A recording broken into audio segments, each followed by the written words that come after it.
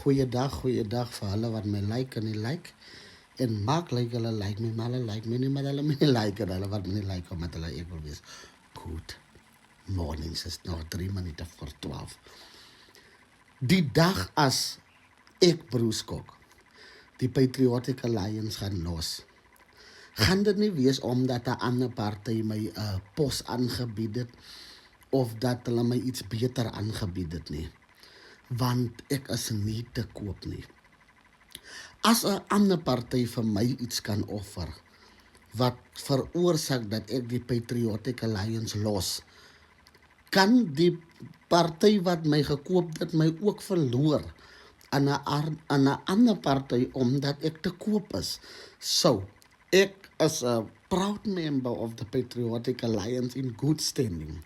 Niemand het my niks geoffer om nie te wees nie. My naam is nie op 'n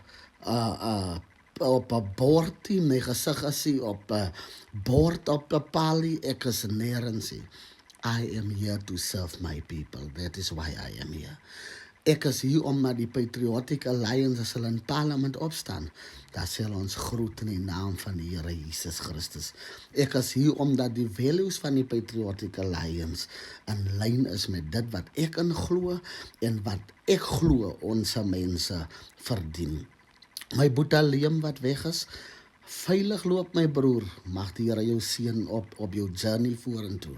En kan ek vir elke Patriotic Alliance member daar buite vra, om iemand wat uit die Patriotic Alliance uit loop name te noem, as lelik moet dit nie doen nie.